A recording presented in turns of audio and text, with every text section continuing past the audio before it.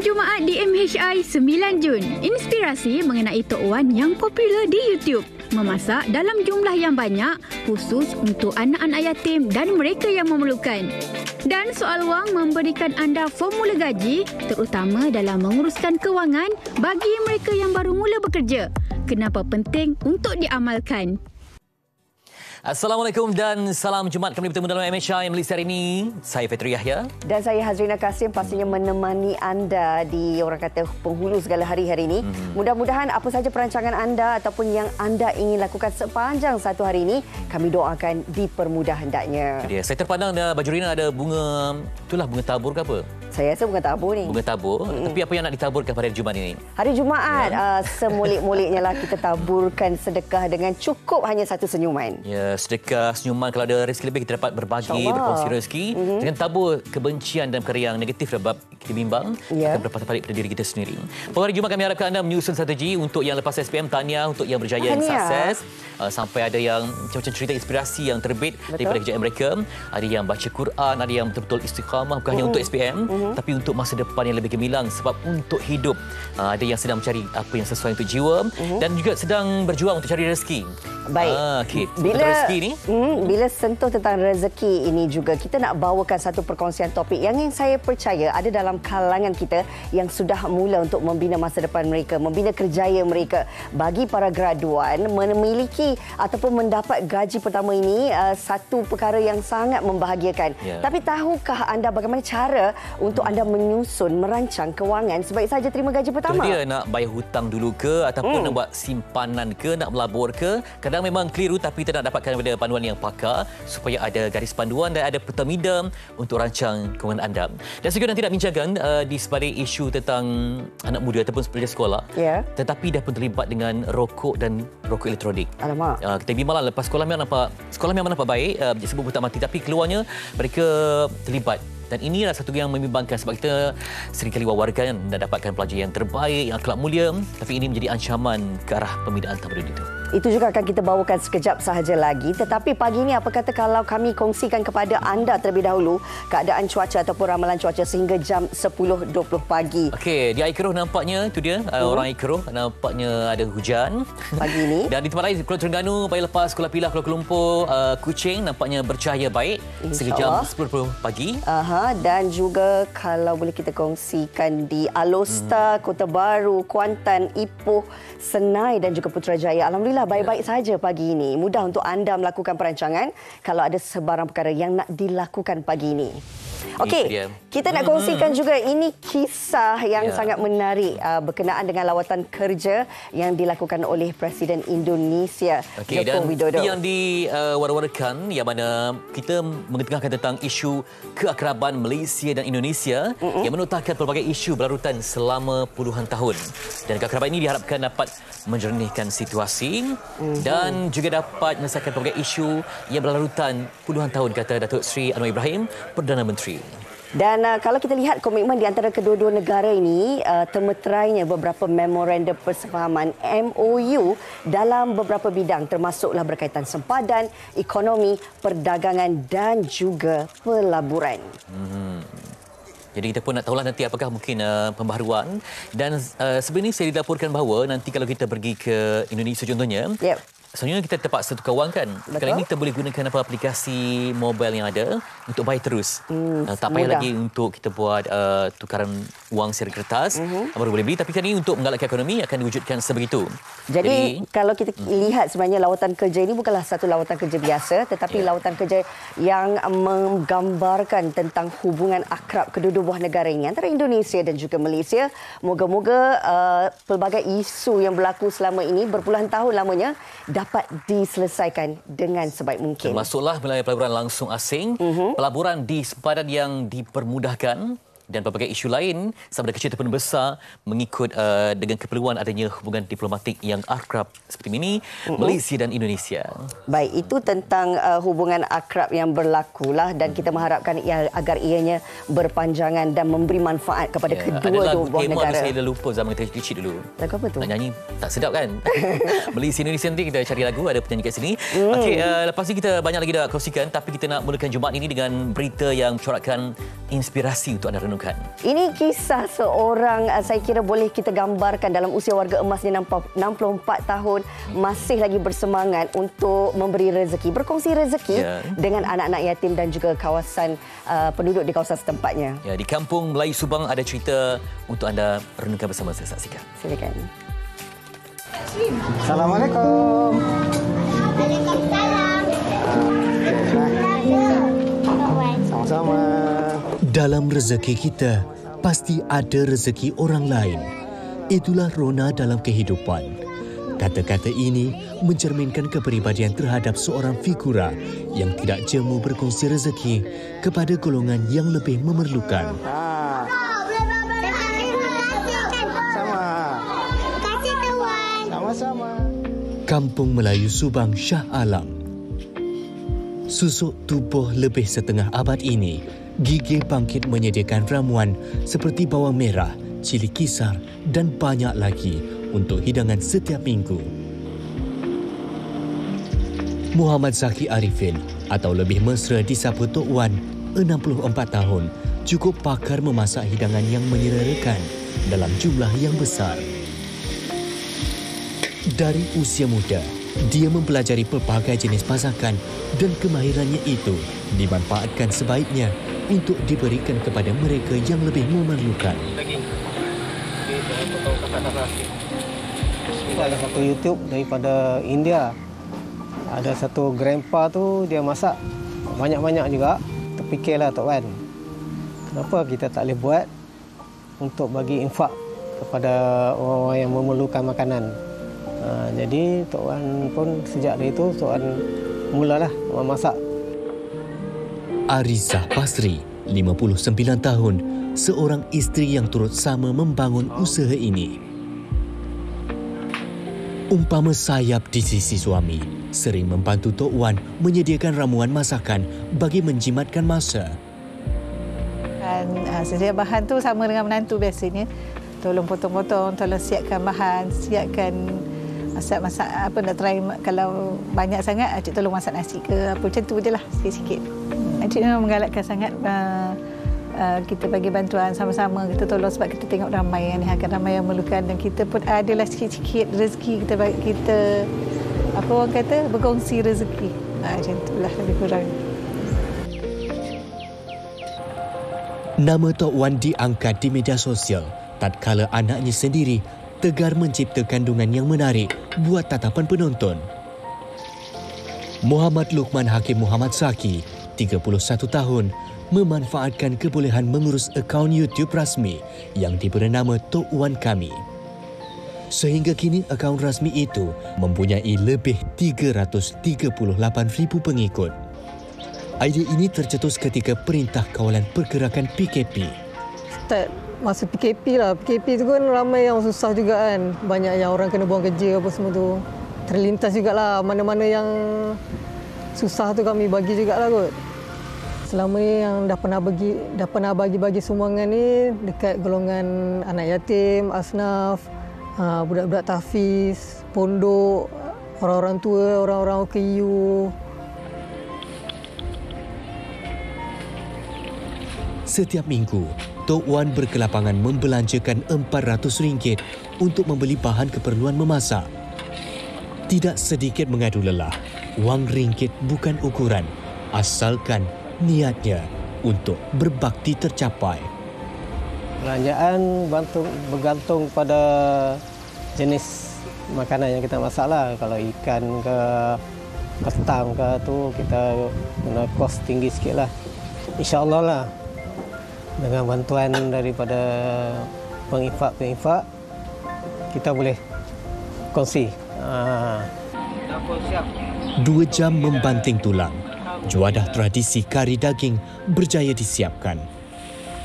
Aroma rempah serta daging yang dimasak empuk cukup menambat selera. 5 kilogram daging batang pinang cukup untuk dikongsi kepada 15 anak-anak yatim yang tidak sabar menanti kehadiran Tok Wan.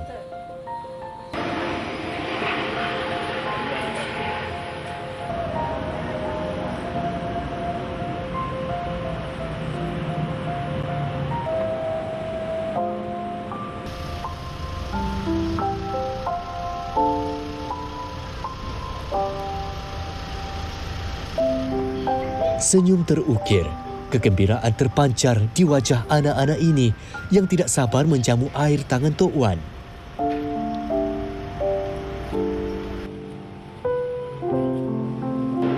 Makan dalam talam menjadi tradisi mereka di sini, merapatkan ukhuwah, menghidupkan sunnah.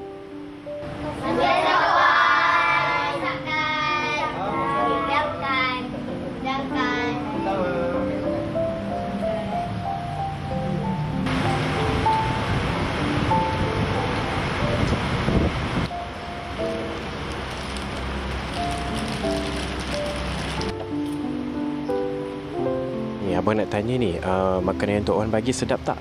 Sedap. Tok Wan dah bagi makanan, nak kena cakap apa? Terima kasih Tok Wan. Tangan yang memberi lebih baik daripada tangan yang menerima. Bukan mengejar kemasyhuran, hanya sekadar berkongsi rezeki, berbakti demi mengejar saham ke negeri abadi.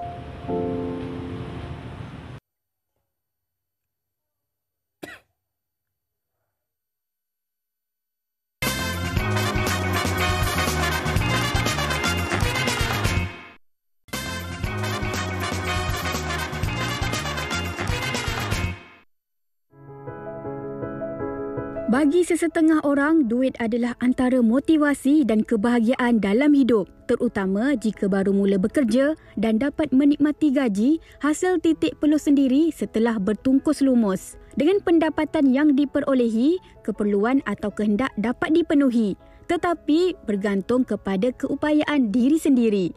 Antaranya seperti kehendak untuk memiliki kereta walaupun baru mula bekerja. Selain itu, ingin mengubah gaya hidup yang lebih baik atau mengikut trend terkini.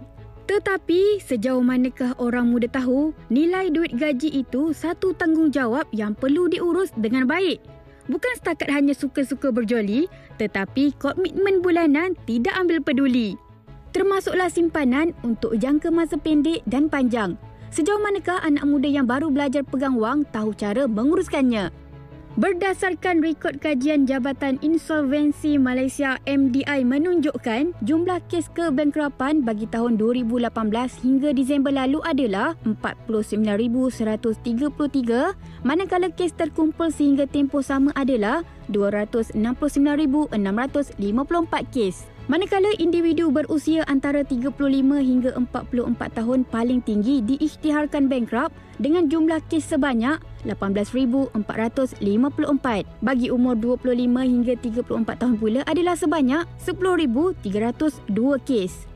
Adakah anak muda kini tahu formula gaji yang harus digunakan? Ini antara pandangan mereka. Saya spend duit saya daripada gaji saya untuk dalam 200 jam tu saya guna untuk duit makan dan minum dalam sebulan ni. Dalam 200 jam tu saya guna untuk keperluan saya lah, untuk beli barang apa-apa je lah macam kasut semua.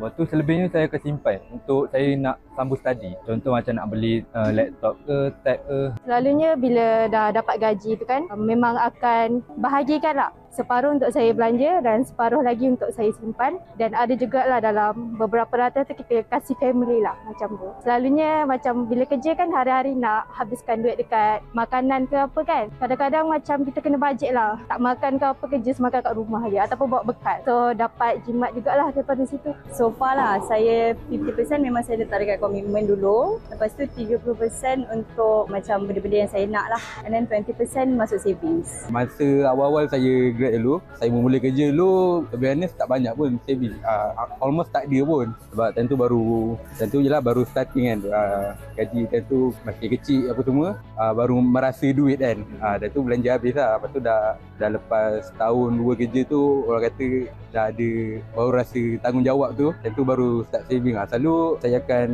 simpan dalam 30% dan tu ke akaun lain, ada berapa sikit bagi family semua, sebab mostly saya akan guna ada tu, tak dapat saving banyak pun.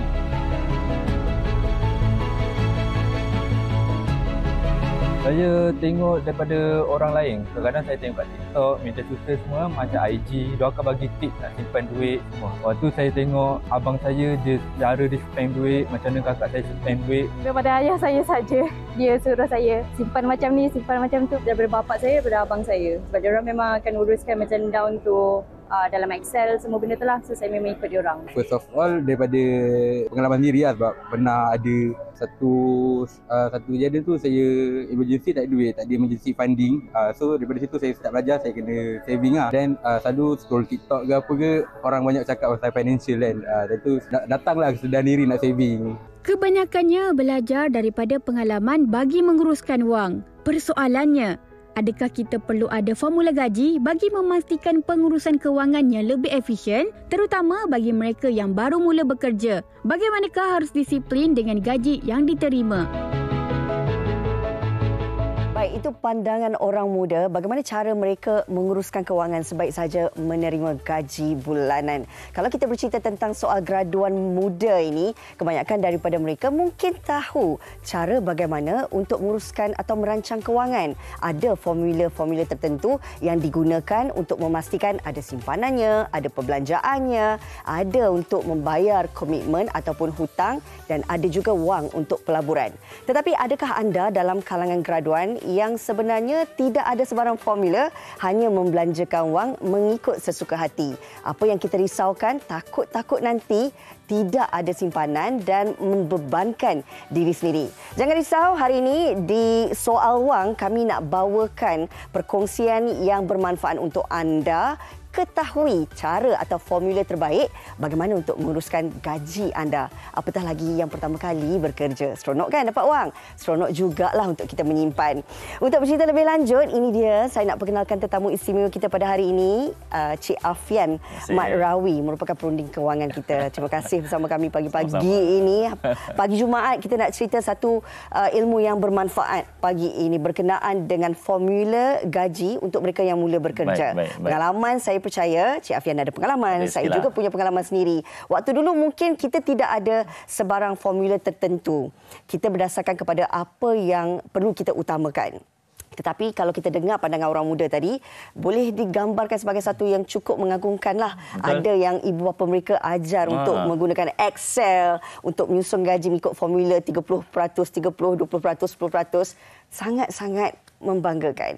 Tetapi hari ini bagi mereka yang mungkin tidak tahu lagi formula terbaik, kita nak kongsikan hari ini. InsyaAllah, boleh. Cuma di permulaannya, boleh tak kalau kita kabarkan kepada mereka kenapa penting sebenarnya kita rancang, kita urus kewangan kita sebaik saja kita dapat gaji. Okey, baik. Cik ingat tak masa mula-mula dapat gaji dulu? Ya. Rasa banyak tak masa mula kali pertama dapat gaji bila dapat grad kerja dekat sini kan ataupun kerja kat tempat lain lah? Ya. Rasa banyak tak masa banyak. tu? Kan, rasa banyak. Kita akan rasa masa gaji pertama tu, kita rasa cukup banyak. Betul. Tak kira lah berapa. Contohlah kalau macam sekarang kan, tanya budak-budak yang dapat gaji minimum contoh 1,500, 2,000. Dia akan kata gaji tu banyak. Betul. Sebab apa dia rasa banyak? Sebab itu kali pertama. Yes, tepat sekali. Sebab dia tak pernah rasa gaji sebanyak tu. Sebelum tu dia belajar kan, belajar di universiti, belajar di kolej, dapat duit daripada PTPTN, dapat daripada Fama, Father and Mother kan. Mungkin tak sebanyak itu. Jadi selepas grad, selepas bekerja, sebaik saja terima saja gaji yang pertama 1,500. Mereka rasa 1,500 tu cukup banyak. Oh, banyak kan? betul. 2,000 tu cukup banyak. 2,500 tu cukup banyak. Betul. Soalannya, berapa lama kita rasa duit tu banyak? Macam tak lama je. Tak lama kan? Betul. Kita akan rasa tak lama. Sebab kalau saya kendalikan program-program macam ni, kepada para peserta, ada cakap sebulan, ada cakap 2-3 bulan, ada cakap setahun. Dan kenapa isunya sekarang ialah kenapa benda tu berlaku? Sebelum dapat duit 1,500, 2,000, kita rasa duit tu banyak. Betul. Tapi sebaik saja kita dapat, kita akan rasa duit tu sikit. Dan lepas kita rasa sikit, apa kita buat? Kita akan buat part time, mungkin kita buat bisnes kecil-kecilan, kita berniaga ni supaya gaji kita lagi banyaklah daripada 1,500 naik kepada 2,000. Dari 2,000 naik kepada 2,500, 2,500 naik kepada 3,000. Dan masa kita dapat gaji 1,500, kita rasa gaji 2,000 tu banyak. Betul tak? Betul. Kan? Tapi sebaik saja kita dapat gaji 2,000, rasa banyak tak? Biasa. Kita akan rasa balik. Ya, kan? sama. Balik. Benda tu akan berulang. Naiklah jadi 3,000. Mula-mula sebelum dapat gaji 3,000, kita akan rasa, banyak kalau gaji aku 3,000 ni. Tapi sebaik saja dapat gaji 3,000, kita rasa, tak banyaklah 3,000. Dan itulah berulang. Dan akhir sekali sebenarnya kita terperangkap dalam apa istilahnya ialah rat race, perlombaan tikus. Pernah tengok tikus kalau dalam amal ni? Kan tikus dalam satu golongan besar ni lah kan. Tikus tu lari. Laju tak tikus tu lari? Laju. Lagi sangat laju. Tapi bergerak tak? Dia berada di takut yang sama. Betul. Itu yang banyak berlaku di kalangan orang kita. Daripada muda dia kerja, naik gaji bertambah. Dan kemudian bertambah-tambah sampailah ke pencen. Tapi masalah keuangan, masa mula-mula gaji kecil tu tetap berlaku ketika gaji besar.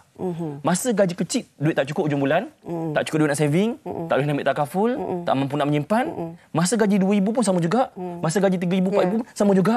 Sampailah ke pencen, benda sama berlaku. Okey, benda yang sama berlaku ni pastinya kita tidak mahu ia berlaku. Betul. Berulang kali terjadi lagi dan kita nak sedarkan golongan ataupun para graduan di luar sana. Apa sebenarnya keutamaan yang perlu mereka fikirkan saat menerima gaji? Seronok dapat gaji banyak, tapi kita tak nak rasa gaji yang banyak tu semakin sedikit, semakin kurang.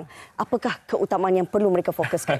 Dia sebenarnya bukan gaji makin sikit tau. RM1,500 tak dapat RM1,500 kan? Betul. Jadi dia sikit sebenarnya ialah bermula kat sini. Bermula pada mindset kita sebenarnya. Itu benda pertama yang kena ubah ialah mindset kita, cara fikir kita terhadap gaji kita, terhadap kewangan kita. Sebab sekarang ni ramai orang kita bila terima duit gaji, dia akan terfikir nak belanja. Betul? Dah tentu kena belanja. Betul, kan? Dia terfikir nak beli kereta. Betul. Kan? Banyak sebenarnya impian angan-angan. Kopi ni dan sebagainya kan. Baru ni viral ada seorang mamat ni share dekat Twitter, hari-hari dia minum kopi. So bila dia kira, ya Allah, 500-600 hanya untuk minum kopi. Itu gaya hidup yang dipilih. Yes. Masalah sekarang ialah kita banyak habis duit dekat lifestyle, dekat gaya hidup. Itu yang jadi masalah. Dan lifestyle kita dipengaruhi pula oleh orang sekeliling kita, oleh kawan-kawan sekerja kita, kan, oleh media sosial, oleh TikTok, Facebook dan sebagainya, yang akhir sekali menjerat diri kita. Dan buktinya apa? Benda ni sebenarnya bukan baru berlaku tau. Buktinya apa? Contoh macam baru ni kan, ramai orang desak nak keluarkan kod SP. Sebab apa? Sebab selama tak menyimpan. Sebab masalah keuangan ni bukan sebab tak cukup duit. Sebabnya ialah tak betul dari sudut mindset, cara fikir tu. Sebab cara fikir itulah yang membawa kepada tabiat. Bawa kepada tabiat tak menyimpan, suka belanja mewah, beli kereta tu, beli tu, beli ni, dan akhir sekali hujung bulan tak cukup duit. Hujung bulan habis gaji. Sebab apa yang berlaku selepas grad tu kan, untuk budak-budak muda ni sebenarnya benda yang sama berlaku ketika dia belajar. Ketika belajar mungkin dapat duit daripada PTPTN, dapat duit daripada beasiswa, Fama dan sebagainya, father and mother. Dan masa tu dia orang dah tabiat yang sama dibawa ke lepas masa alam pekerjaan. Contoh, masa dapat duit beasiswa, masa semester awal semester belanja sakan, kan, beli tu beli ni, beli gadget, beli laptop, beli tu beli ni. Akhir sekali hujung-hujung semester makan Maggi. Kan? Selalu memang masa saya belajar pun macam tu lah, saya tahu. Situasi itu berlaku sebenarnya. Itu realitinya. Tindakan-tindakan tu adalah berpunca daripada tabiat.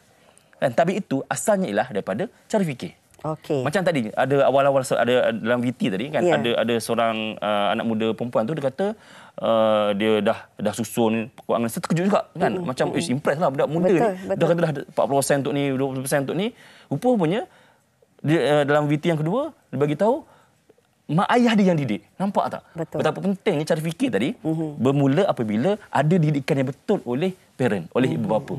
Baik, bila serta tentang mindset ataupun cara fikiran, ini sebenarnya memang kita tak boleh ubah. Kalau itu asalnya, bak kata Cik Afian sebentar tadi, gaya hidup itu memainkan peranan. Memang kalau boleh, kita mahukan gaya hidup yang selesa. Tetapi tidaklah sampai perbelanjaan kita melebihi daripada pendapatan ataupun gaji kita. Situasi ini yang selalu dihadapi oleh golongan graduan, di mana perbelanjaan lebih dari pendapatan. Bagaimana tu Cik Afian? Yes. So, jadi, dari sudut asalnya ialah kena ubah mindset, cara fikir. So, bila dah ubah cara fikir, barulah boleh ubah tindakan. Contohlah, katalah sekarang ni kita dah mengalami masalah kewangan. Kan? Dah mengalami masalah kewangan, so kita target, aku tak nak dah berlaku masalah kewangan ni. So, aku kena pastikan kalau selama ni perbelanjaan kita melebihi daripada pendapatan, so kena ubah. Kan? So, sebelum ubah tindakan tu, kena ubah cara fikir tu. So, bila ubah cara fikir, baru kita boleh ubah. Contoh, kita dah tak belanja dekat kedai-kedai kopi mewah, kan? Dah tak enjoy ujung minggu dan sebagainya. Okey, saya suka sangat bila kata kita kena ubah cara fikiran, baru kita boleh ubah tindakan. Jadi, kalau kita bercerita, mungkin gambaran itu tidak jelas. Tapi hari ini saya nak jemput Cik Afian untuk kita ke set kita ini di Plasma ini, bagi kita melihat sendiri bagaimana cara terbaik kita nak susun, kita nak cari formula paling mudah untuk anda yang mula bekerja. Okey. Ini kita dah sentuh tadi tentang kita nak rancang kewangan, kita nak ubah kehidupan melalui ubah tindakan dan mindset. Yes, tepat. Seterusnya, apakah mungkin formulanya? Okey. Baik. Ini formula simple je. Budak sekolah rendah pun boleh faham dah. Income tolak mungkin expenses. boleh dipakai. Sorry. Okey. Sini Okey. Okey. Income, pendapatan, tolak expenses, perbelanjaan. Dapatlah lebihan. Simple je. Kena pastikan income kita dengan expenses, pastikan expenses tak melebihi income. Itu paling simple, kan? Yang kedua, dalam masa sama kita kena jaga aset dan juga liability. Aset, duit saving dalam bank, kan? Kita melabur dalam unit trust, kod SP. Liability pula ialah kita punya hutang kereta, hutang rumah, hutang personal loan, hutang kredit kad dan sebagainya. Jaga dua benda ni, insya-Allah yang lain-lain selesai. Okey, boleh. Tapi bagi mereka graduan yang mula bekerja ini mungkin tak banyak liability-nya. Tetapi jangan lupa anda ada satu liability yang memang lepas keluar daripada universiti tu anda ada pinjaman pendidikan. Itu penting sebab kadang-kadang kita tersasar, terlupa, kita lambat bayar kemudian memberi masalah.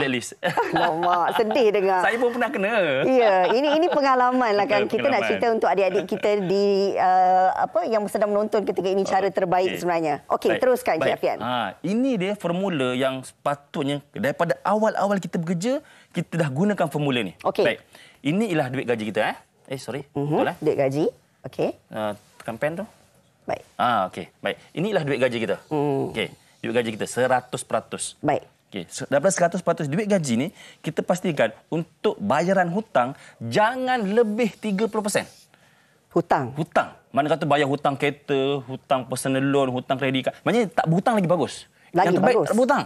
Kan? Tapi akan ada lah kan, keperluan untuk kita berhutang dua perkara. Iaitu bagi saya dua je. Kan? Rumah dan kereta. Kenapa saya sebut rumah dulu, tak sebut kereta? Saya tahu anak muda akan beli kereta dulu. Tapi tolonglah. Dahulukanlah untuk beli rumah. Sebab kalau dah start beli kereta, nanti dia akan bawa, susah nak beli rumah akan datang. Kalau nak juga kereta, belilah yang maksimum harga kereta kita nak beli, jangan lebih 12 bulan gaji kita. So kalau gaji kita 2,000 sebulan, jangan lebih 24,000. Itu rules paling mudah. Baik. 30% untuk bayar hutang. Kemudian 30% lagi adalah untuk isi rumah. Makan, minum. Kalau bujang ni tak ada sekolah anak tu. Tak ada. Makan, kalau bujang, makan minum je kot. Sewa rumah. Yes, pengangkutan lah. Pengangkutan. Mana saya cadangkan untuk anak muda, jangan lagi beli kereta. Gunakan dulu transport awam yang ada. Tak ada masalah sebenarnya. Uruskan masa sebaik mungkin. Sebab kereta ni nak bergerak daripada titik A ke titik B tu je. Yang jadi masalah anak muda ni. Kan nak beli kereta, contohlah dah gaji 2,000, 2,500. Nak beli kereta bangsa H, kan? Nak beli kereta besar. Bangsa. Kan? Sebab jadi, harga kereta tu melebihi 12 bulan gaji. Saya ambil contohlah, pernah dengar kisah Carol Aming. Kan, selebriti yang ada jualan je 7 juta setahun. Dia pakai kereta apa? Pakai kereta Beza je. Kan? Kereta yang jualan seminggu dah boleh cover dah bayaran harga kereta tu. Jadi, sebab dia tidak memikirkan gaya hidup yang tinggi. Betul, itu.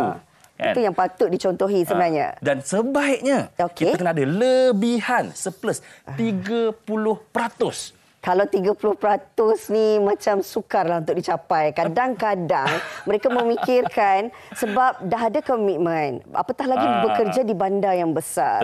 Mungkin harga sewa biliknya tinggi, pendapat pengangkutannya. Dan kalau nak ada lebihan ini, paling minimum berapa sebenarnya Cik Afian? Okey, baik. Contohlah, saya ambil contoh gaji 2,000. Contoh, 2,000. Kan, 2,000. 2,000, 30% ialah 600. Jadi, bila kita dapat gaji 2,000, siap-siap potong 600 ni, hanya belanja 1,400. InsyaAllah. Siap? Yes, potong siap-siap. Wah. Okey. Itu kita dengar selalu. Adalah formula yang terbaik. Betul. Sebelum kita belanjakan gaji, jadi kita kena simpan dulu. Yes, simpan dulu baru belanja. Baru belanja. Itu tetapi patutnya. yang menjadi masalahnya, kalau gaya hidupnya sudah tinggi, kalau kos sara hidup juga cukup tinggi di bandar-bandar besar ini, adakah itu satu prinsip yang perlu atau wajib diutamakan? Sebab tu kena ubah gaya fikir dulu. Berat tu. Betul, memang tapi berat. Nak kita kena usahakan. Yes, kena usaha. Sebab macam ni tahu. Kadang-kadang ada orang, saya sebut satu kata-kata lah. Ada benda yang lebih susah daripada susah. Iaitu berubah. Faham? Saya ulang balik. Ada benda yang lebih susah daripada susah. Iaitu berubah. Jadi nak tak nak, kena berubah dulu. Jadi kena berubah gaya fikir dulu, barulah kita boleh berubah keuangan kita. Okey. Menyentuh tentang gaji 2,000 ini adalah gaji bersih ataupun gaji yang diterima sebelum dia saya ambil gaji bersih lah. Potong gaji EPF, bersih. dan sebagainya. Kita anggap macam itulah kan. Okey, baik. Okey, lebihan perlu 30%. Ada. Itu yang pertama sebenarnya perlu dilakukan. Betul. Potong dulu, simpan RM600 tu. Okey, ini ada pemberian dan juga lain-lain. 5%, 5%. Kena ada juga lah peruntukan untuk parent. Jangan tunggu sampai kaya baru nak bagi pada parent.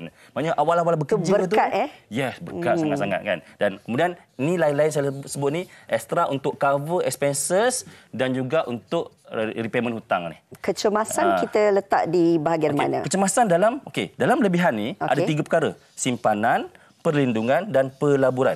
Kecemasan dalam simpanan ni. Baik. Sebab tu saya sebut 30%, simpanan 10%, tujuan dia adalah untuk kecemasan. Baik. 10% untuk perlindungan, full, income protection, medical card perlu juga. Kan, sebab ada benda-benda yang mungkin menyebabkan kita masuk hospital, mungkin nauzubillah berlaku kemalangan dan sebagainya, sakit, perlu ada perlindungan. Dan akhir sekali 10% lagi adalah untuk pelaburan. Ini juga termasuk kalau mereka yang bercadang untuk membeli aset rumah dan sebagainya, ya. Betul. Dalam ni, memang dalam ni. Baik. Kita nak terus ke slide yang berikutnya. Ini paling nampaklah. Ini pendapatan dan perbelanjaan contoh yang disediakan oleh Cik Afian sendiri. Kita boleh senaraikan, Cik Afian? Yes. Ini kalau dapat buat dalam bentuk manual ataupun dalam bentuk soft copy Excel pun bagus. Nanti sebenarnya ada juga apps tau. Nanti saya tunjukkan. Okey. Baik, ini ialah aliran tunai yang saya sebut tadi, pendapatan, tolak perbelanjaan, dapat surplus. Tapi secara praktikalnya kena dahulukan surplus dulu. Baik. Ini untuk teorinya lah. Baik. Mana kata pendapatan ni kita ambil kena ada penyata ini dalam bentuk bulanan dan juga tahunan. Kan? Sebab apa? Sebab ada perkara-perkara yang bentuk tahunan. Kan, contoh macam bonus setahun sekali mungkin, kan ada dividen setahun sekali, dan juga sama juga perbelanjaan pun ada perbelanjaan yang setahun sekali, contoh macam rock tax, apalagi yuran sekolah anak dan sebagainya. Kalau bujang belum ada anak lagi lah kan. So kita kena catat benda ni supaya kita boleh tahu di mana kita berada sekarang. Barulah kita boleh pergi next step. Contoh macam sekarang kita kata perbelanjaan aku lebih daripada pendapatan aku. Jadi macam nak buat? Tak ada benda ni, macam mana kita nak potong? Macam mana kita nak tambah? Kat mana kita tak tahu kita nak tambah, tak tahu kat mana kita nak potong. Jadi sebab itu kena ada penyata aliran tunai ini. Cash flow statement ini baru boleh. Masih belum terlambat untuk mereka yang booking selama ini, tidak ada sebarang formula, tetapi boleh ini antara asas yang boleh digunakan. Betul. Okey, baik. Paling mudah untuk kita lihat, kita buat pembahagian pendapatan dan juga perbelanjaan. Dan ini gaji yang kita terima dan mungkin ada bonus tahunan dan sebagainya. Ini antara perbelanjaan yang perlu untuk kita sentiasa letakkan setiap bulan. Okey, kalau boleh kita nak bacakan soalan di Facebook ketika ini, insya-Allah. Kalau berkesempatan boleh kita kongsikan. Ini dia, daripada Pak Ngah Merbuk. Assalamualaikum Tuan, ramai generasi muda beri alasan susah nak simpan sebab harga barang naik, tambang naik. Dan apakah solusi yang boleh kita sarankan? Seperti yang kita katakanlah tadi, ini memang satu situasi yang benar-benar berlaku. Betul. Bagaimana, Cik Afian? Baik, saya tanyalah. Pernah ke satu zaman kata, murahnya barang zaman ni? Pernah tak berlaku? Pernah tak? Tak ada. Kalau soalan tadi kata, zaman ni barang mahal. Zaman dulu pun barang mahal. Kan? Tidak pernah berlaku satu zaman. Murahnya zaman ni. Kenapa kita rasa murah? Sebab kita dah melepasi zaman itu. Tak percaya, kalau kita pergilah naik mesyar Doraemon, 10 tahun datang, kita akan kata tahun 2003, murahnya tahun 2003. Jadi, kita berkaitan dengan mindset, itu je. Kalau kita berjaya ubah mindset kita, insyaAllah yang lain dapat settle dengan mudah, tuan-tuan. Saya rasa antara formula yang paling penting adalah kita sememangnya harus tolak dulu. Perlu ada lebihan tu dulu. Tepat sekali. Selepas tu baru kita rancang apa yang perlu kita belanjakan, apa yang ingin kita simpan dan sebagainya. Kita sebenarnya dah didik pada kecil, kan? Contohlah masa kecil-kecil tu, mak ayah bagi atau sekarang bagi pada anak-anak duit belanja, apa kita cakap? Nak ambil duit, pergi sekolah, kita cakap apa? Belanja. Kan? Kalau lebih simpan, betul tak? Betul. Itu bayangkan dah ajar daripada belajar satu. Dah dididik, dah diasuh sebenarnya. Sebab mak ayah kita ajar ambil duit, terima duit, kita belanja dulu, ada lebih baru simpan, kita ulang daripada darjah 1 masuk darjah 2 sampai UPSR sampai SPM dan kita habis belajar. Itu yang kita buat, sebaik saja kita terima duit gaji. Okey, saya percaya hari ini gambaran secara jelas. Yang penting adalah asasnya. Untuk tahu formula itu sudah pun diterangkan oleh Cik Afian. Cik Afian, masa tidak mencukupi, tapi pesanan ringkas, seringkas yang mungkin untuk graduan hari ini supaya mereka buka mata, celik minda untuk pastikan setiap gaji yang diterima itu dirancang sebaik mungkin. Okey, saya pergi tu slide akhir, boleh? Boleh. Okey, ni app yang saya sebut tadi lah. Boleh install dan catatkan pelancongan. Money Manager ya. Akhir teruslah. Okey. Kan? Ini 7 langkah mudah untuk kita mengubah kehidupan kita. Yang pertama mesti mulakan dengan matlamat yang jelas. Kena ada. Yang kedua, kesedaran untuk berubah. Yang ni yang saya sebutkan panjang lebar tadi, kesedaran untuk berubah. Mindset penting. Mindset tu. Dan nak tak nak, kena ada mindset dan habit yang betul. Baik. Kena baca banyak buku, datang belajar untuk ubah ni. Okey. Kemudian, bila dah ada benda ni, barulah kita boleh buat pelan tindakan. Nak buat apa selepas ini, nak buat apa selepas ini. Dan dalam pelan tindakan tu mesti ada tingkatkan pendapatan dan juga kawal perbelanjaan. Bila kita berjaya tingkatkan pendapatan tapi tak berjaya kawal, tak jadi juga. So bila berjaya tingkatkan pendapatan, kawal perbelanjaan, maka kita akan ada duit lebihan. Duit lebihan ni kita boleh bina aset, simpan dan labur. Dan akhir sekali, kita boleh pertahankan money mission kita melalui cukai, zakat dan sebagainya. Itulah dia 7 langkah penting untuk membina, untuk membaiki kewangan kita. 7 langkah penting, 7 langkah mudah juga kalau anda ubah mindset anda. Anda boleh ubah tindakan anda. Cik Afian, terima kasih banyak-banyak untuk ilmu yang sangat bermanfaat ini. Untuk sedarkan saya juga. Alhamdulillah. Dan pastinya untuk anda di luar sana. Kita terus nak bersama dengan rakan setugas saya. Silakan, Fat. Okey, kita nak tincang tentang kereta pertukaran mata wang asing untuk 9 Jun hari ini, hari Jumaat, di mana Saudi Riyal, mungkin ramai yang pergi haji sekali ini, 1.23, $1 Singapura 3.44, RM100 Indonesia 0.031 dan 100 Baht bersama dengan 13.34 dan juga $1 Amerika terkini ialah 4.62. Jadi untuk anda yang nak melancong, yang mungkin ada kaitan dengan urusan antarabangsa, inilah yang mungkin dapat anda jadikan rujukan untuk transaksi anda, travel dan sebagainya. Dan kembali nanti saya akan berkongsi kepada anda tentang isu vape dan rokok dalam kalangan remaja, terutama melibatkan pelajar sekolah yang membimbangkan selepas ini di MHI Malaysia hari ini.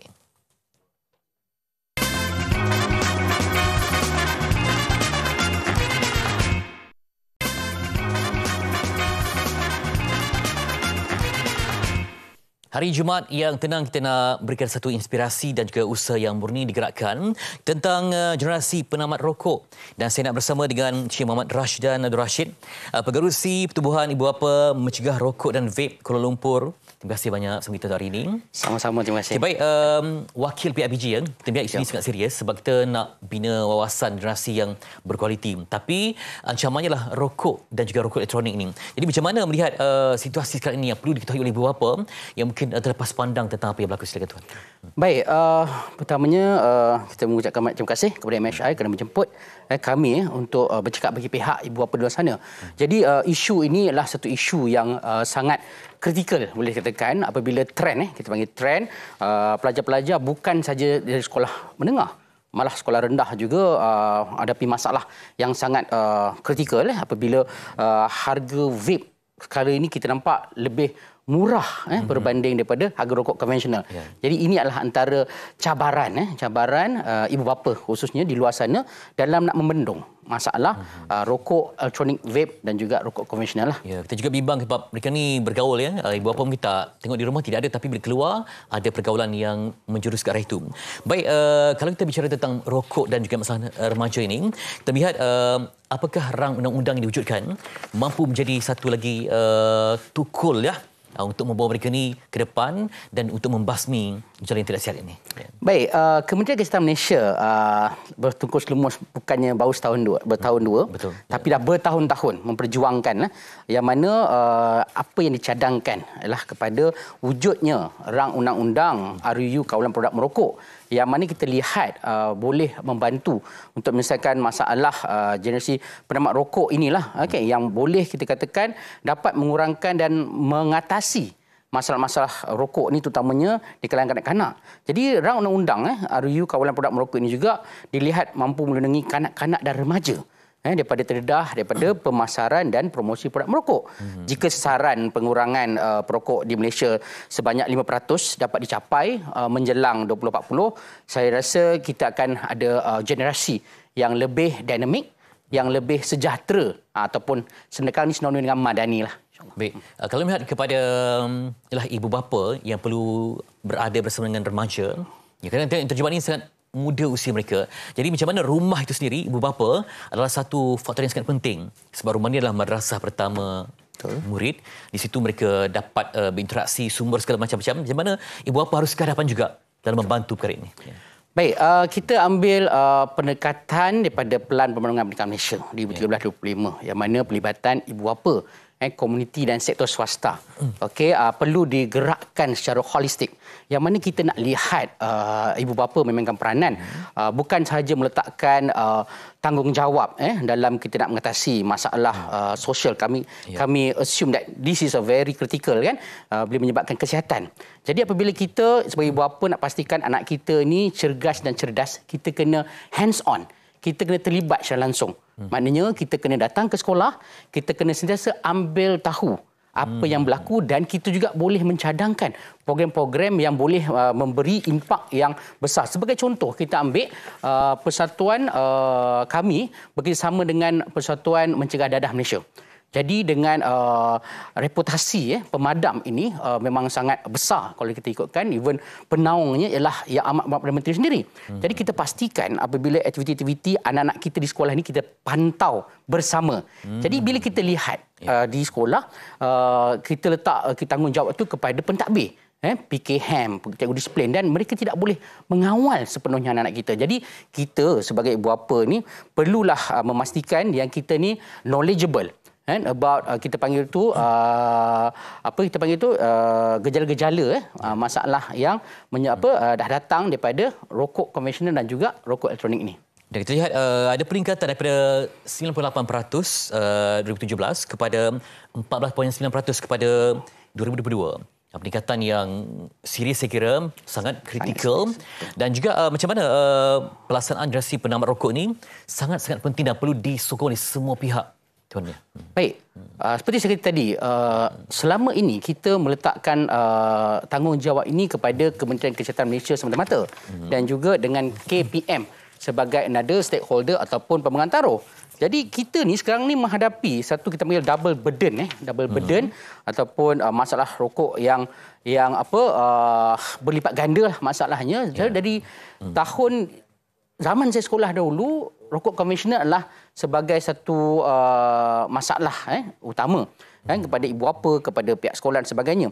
Tapi di kala ini kita ada masalah yang lebih kritikal, iaitu masalah rokok elektronik. Jadi kajian proyeksi yang dijalankan oleh UPM menunjukkan kawalan yang di sana hanya akan menunjukkan penurunan yang sangat sedikit. Kita biasa dengar orang kata, nak berhenti rokok, kita gunakan rokok elektronik sebagai alternatif. But it doesn't happen as it is. So kita tahu ada lebih ramai orang yang dia bukan saja ketagih asalnya rokok konvensional, tapi dia ketagih rokok elektronik. Kalau kita tak buat program ni memang ada bahaya mendatang. Implikasinya?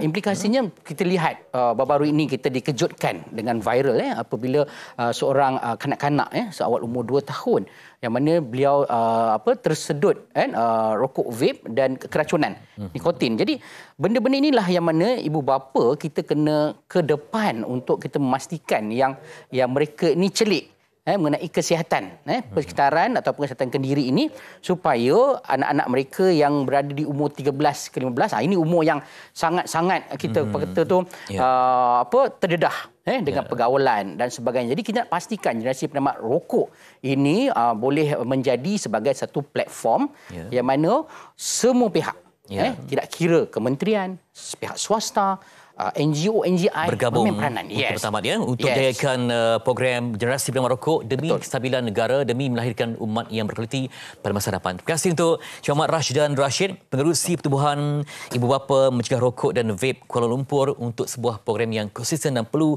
disokong oleh semua pihak. Dan selepas ini nanti Arena akan berkongsi sebalik korban yang memberi manfaat kepada jiwa. Selepas ini di MHI.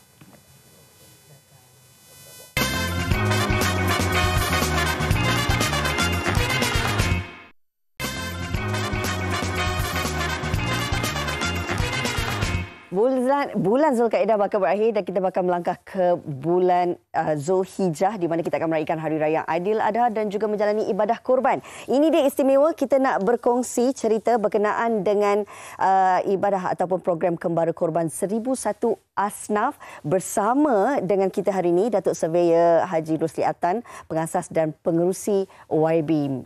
Apa khabar Datuk? Selamat datang bersama kami di MShare pagi ini. Ya.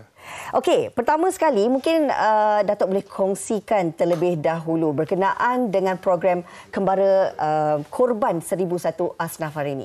Silakan. Baik, terima kasih Rina. Assalamualaikum warahmatullahi wabarakatuh. Seperti semua sedia maklum bahawa Yayasan Budi Asam Malaysia adalah merupakan salah satu penganjur ibadah korban yang terbesar di Malaysia. Ya. Dan sehingga hari ini kami telah dapat menguruskan hampir 100,000 peserta korban. Dan kita juga telah mendapat pelbagai anugerah dan pengiktirafan. Ya. Salah satu anugerah dan pengiktirafan yang paling signifikan adalah ISO 9001-2015. Di mana Yayasan Budi Asam Malaysia adalah merupakan satu-satunya penganjur ibadah korban yang telah diberikan pengiktirafan ISO 9001-2015 khusus untuk penganjuran ibadah korban. Maksudnya, segala urusan korban yang dilakukan oleh YBIM bagi pihak peserta adalah teratur dan sistematik. Maka para peserta kami tidak perlu risau dan bimbang ketelusan macam mana pengurusan ibadah korban oleh pihak YBIM. Maka dengan itu kami memberi jaminan dengan adanya sistem ISO 9001-2015 kita urusan ibadah korban kita sentiasa diaudit. Ya. Dan segala pengurusan ibadah korban kita teratur dan profesional. Okey. Ya. Baik, selain daripada kita sentuh tentang ISO 9001-2015 ini, apakah agaknya keistimewaan lain yang dimiliki oleh YBIM dalam penganjuran ibadah korban untuk tahun ini? Dalam erti kata lain, kenapa orang ramai perlu untuk memilih dan melaksanakan ibadah korban bersama dengan YBIM? Ya, terima kasih Rina. Untuk peserta-peserta korban YBIM, kita ada berita baik. Hari ini saya ingin berkongsikan satu terbitan yang telah dikeluarkan oleh YBIM yang dipanggil Daftarai Kembara Korban 1001 Asnaf 2022. Daftarai ini adalah khusus untuk peserta-peserta korban yang telah mendaftar ibadah korban bersama YBIM pada tahun 2022. Maka peserta korban yang telah bersama dengan kami pada tahun lepas boleh melihat nama mereka secara fizikal. Oh, boleh ya, Datuk? Ya, di dalam daftarai ini, di mana kami akan menunjukkan nama-nama peserta yang telah mengambil bahagian. Sama ada di dalam negara ataupun di luar negara. Dalam daftarai ini ada nama peserta, ada nombor telefon, ada jenis korban yang dilakukan dan nombor tempahan serta sijil. Jadi kami bayangkanlah dengan beribu-ribu peserta kami yang kami uruskan dan kami zahirkannya dalam bentuk daftarai fizikal. Jadi tuan-puan, peserta korban YBIM tahun lepas, tahun 2022, boleh datang ke pejabat YBIM untuk melihat sendiri nama mereka terpapar dalam daftarai ini. Dan insya-Allah untuk peserta korban tahun ini, kami akan terbitkan daftarai yang baru khusus untuk tahun 2023. Jadi tuan-puan boleh sertai korban bersama YBIM tahun ini dan kita akan lihat, kita akan dapat hasilkan daftaran yang lebih tebal lagi insya-Allah. Dalam ni ada banyak kandungan.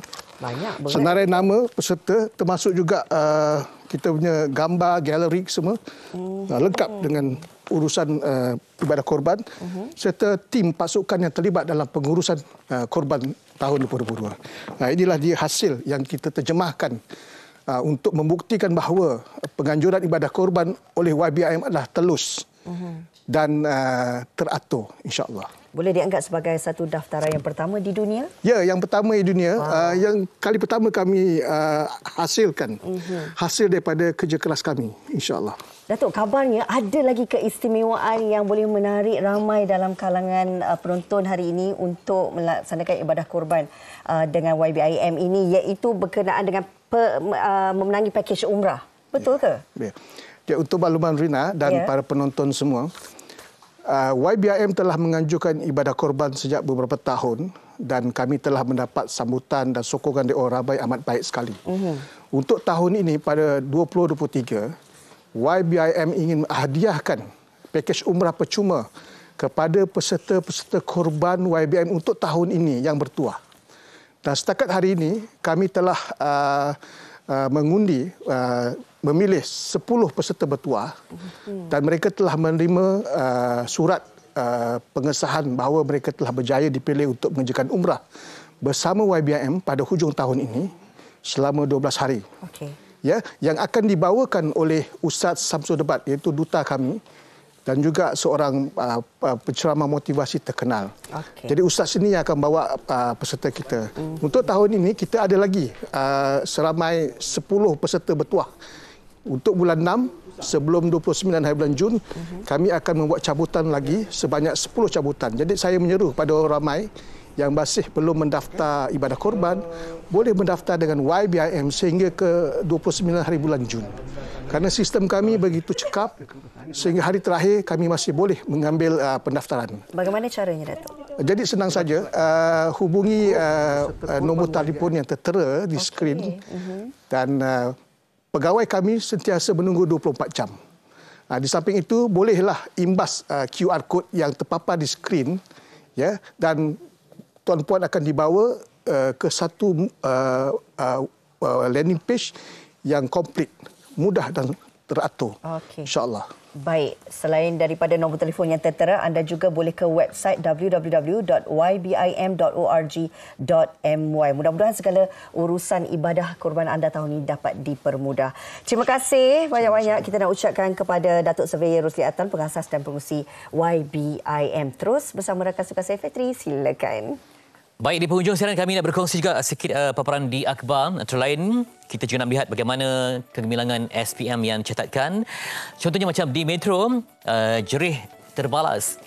Ini tunjukkan ada yang kurang upaya, ada yang keterbatasan, ada yang terpaksa meminjam wang untuk pendidikan. Akhirnya, semuanya memberi manfaat. Mereka berikhtiar sebaik mungkin menjadi anak yang dapat balas budi jasa ayah bonda yang berkorban. Ada yang kunjungi pusara tak sempat untuk kongsi gembiraan dengan arwah. Berbagai cerita di sebalik keputusan SPM yang diumumkan semalam. Ini juga sama kisahnya di utusan Malaysia. SPM 2022 lebih baik. 10,109 dapat semua A. Wow, membanggakan. Tahniah kepada ibu bapa, guru-guru dan juga pelajar sendiri yang bertungkus lumus untuk memastikan hala tuju masa depan anda dengan lebih lepas ini kita berjuang pula sebab bila dah ramai cemerlang, ramai yang kompetitif kan. Kita juga bersaing sampai sini. Dan esok kita nak sembang santai tentang isu durian. Pelbagai produk daripada durian, memang obsesi saya juga durian ni. Tapi adakah apa yang membuat dia harga dia jatuh? Sebab apa? Ini antara mungkin lambakannya terlalu banyak, kan? Dan banyaklah kita nak kupas. Awak suka makan durian? Suka sangat. Suka sangat. Kena kawal lah. Jenis durian. Ya? Jenis durian. Yang penting ada manis di lemak-lemak tu. Musang King mendapatilah. Kita rasa dengan cerita harga dia lebih murah. Pernah rasa Blackthorn? Semua dah rasa, tapi yang paling memikat itulah Musang. Musang. Baiklah. Musang dengan yang kampung-kampung tu. Okey, baik. Esok kita jumpa berbincang tentang durian. Semoga memberikan manfaat dan juga rasa untuk anda. Itu saja yang kami bawakan untuk hari ini. Saya Hazina Kasim. Fetri Hayam. Jumpa esok. Jumpa lagi. Assalamualaikum. Selamat hujung minggu.